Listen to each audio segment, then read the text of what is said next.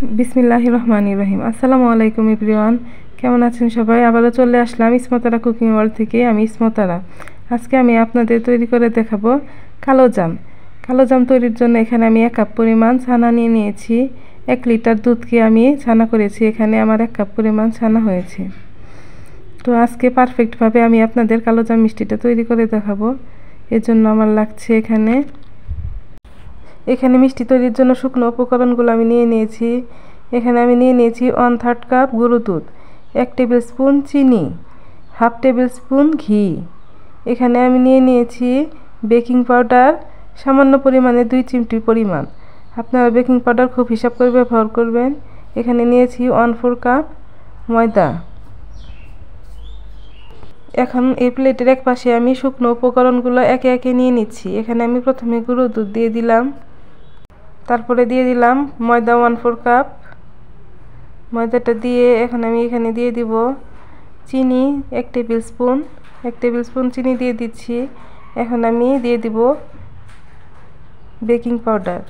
Baking পাউডারটা একটু বুঝে শুনে দিবেন, কারণ বেকিং পাউডার বেশি হলে মিষ্টিটা ফেটে যাওয়ার সম্ভাবনা থাকে, তাই খুব হিসাব করে বেকিং পাউডারটা দিয়ে নিতে হবে। এখন আমি ছানাটা এক সাইড করে শুকনো উপকরণগুলো মিশিয়ে নিব একসাথে। শুকনো উপকরণগুলো একসাথে ভালোভাবে মিশিয়ে নিয়ে ছানার সঙ্গে আমি খুব ভালোভাবে মেখে নিব।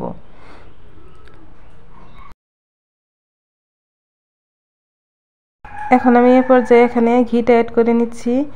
ঘিটা অ্যাড করে নিয়ে এখানে আমি দিয়ে দিচ্ছি অরেঞ্জ ফুড কালার। আপনারা এখানে অরেঞ্জ অথবা রেড যে কোনো একটা ব্যবহার করতে পারেন আপনাদের পছন্দ মতো। দিয়ে ছানার সঙ্গে মিশিয়ে আমি খুব ভালোভাবে এখানে আমি খুব ভালোভাবে ডলে একটা ডো তৈরি করে নিচ্ছি। আপনারা দেখতেই পাচ্ছেন, এখানে আসলে বলে বোঝানোর কিছু নেই, দেখি আপনারা বুঝে নেবেন কীভাবে তৈরি করে নিচ্ছি। আপনারা চেষ্টা করবেন ডোটা খুব ভালোভাবে তৈরি করে নেওয়ার জন্য। ডোটা যত ভালো হবে মিষ্টিটা তত সফট এবং সুন্দর হবে।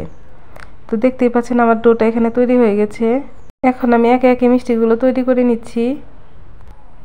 এখানে আমি প্রথমে গোল করে নিয়ে তারপরে লম্বা একটা শেপ দিয়ে দিব। আপনারা চাইলে গোল শেপেও মিষ্টিগুলো তৈরি করে নিতে পারেন। আপনারা আপনাদের ইচ্ছা মতো শেপ দিয়ে মিষ্টিগুলো তৈরি করে নেবেন।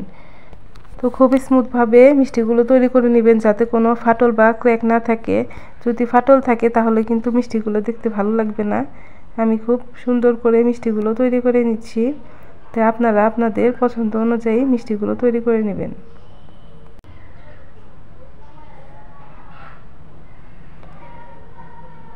তো এখানে আমি আরেকটা মিষ্টি তৈরি করে আপনাদের বোঝার সুবিধার্থে দেখিয়ে দিচ্ছি।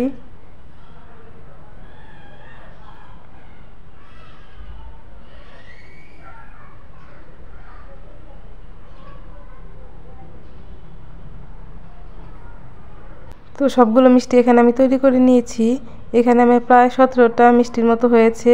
এই মিষ্টিগুলো আমি খুব একটা বেশি বড় করিনি। যখন আমি ভেজে এগুলো চিনি শিরা দেব তখন আরও ফুলে ডাবল হয়ে যাবে। এখানে চিনি শিরা তৈরির জন্য আমি দিয়ে দিচ্ছি 2 কাপ চিনি।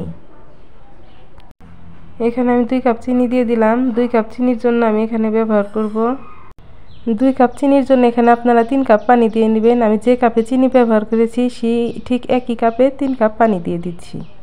এখানে দিয়ে দিচ্ছি 2টা এলাচ, মুখ ফাটিয়ে নেওয়া 2টা এলাচ দিয়ে দিলাম। গ্যাসটা অন করে এখন আমি শিরাটা তৈরি করে নিচ্ছি।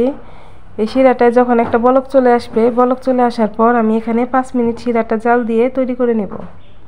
এখানে আমার শিরাটা বলক চলে এসেছে। আমি এখানে 5 মিনিট শিরাটা জাল দিয়ে নিয়েছি। আপনারা একটু বুঝে জাল করে নেবেন। যদি ঘন হয়ে যায় তাহলে হালকা একটু পানি অ্যাড করতে পারেন। আমার শিরাটা এখানে পারফেক্ট। এখানে চুলায় একটা আমি কড়াই বসিয়ে দিয়েছি। দিয়ে দিচ্ছি পরিমাণ মতো তেল দিয়ে চুলার আঁচটা মিডিয়াম টু লো হিটে রেখে এখানে আমি মিষ্টিগুলো ভেজে নিব। এখানে আমি একে একে মিষ্টিগুলো দিয়ে দিচ্ছি। আপনারা দেখতেই পাচ্ছেন এখানে কিন্তু আমার তেলটা খুব বেশি গরম করে নেইনি। যদি তেলটা খুব বেশি গরম করে নেই তাহলে মিষ্টির ভিতরে দলা থেকে যাবে, উপরে পুড়ে যাবে। এখানে আমার মিষ্টিগুলো ফুটতে শুরু করেছে। এখন আমি মিষ্টিগুলো আগেই নেড়ে চেড়ে নিব না, প্রথমে একটু এইভাবে কড়াইটা দুলিয়ে তারপর মিষ্টিটি একটু শক্ত হয়ে আসলে এপিট ওপিট উল্টিয়ে ভেজে নিব। তো দেখতেই পাচ্ছেন আমার মিষ্টিগুলো এখানে কীরকম ফুলে ভেসে উঠেছে।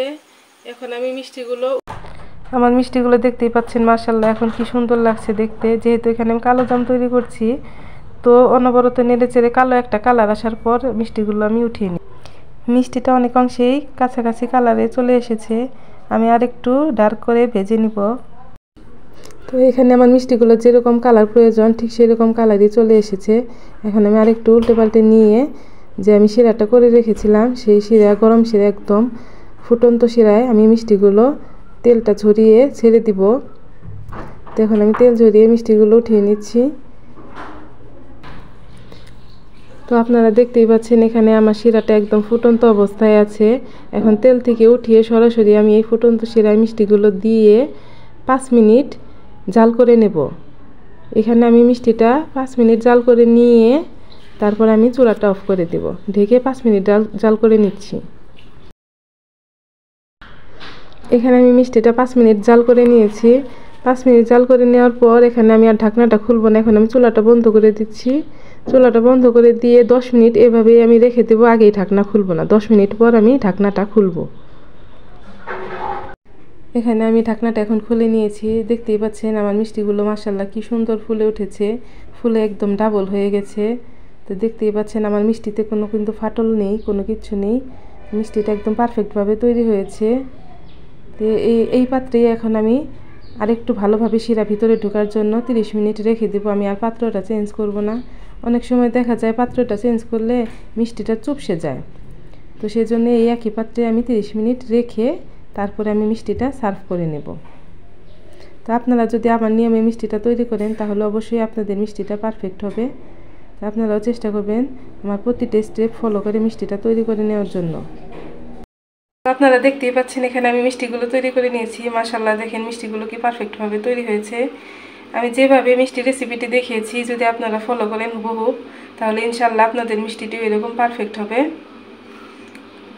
তো আমি আপনাদের একটা মিষ্টি কেটে দেখাচ্ছি।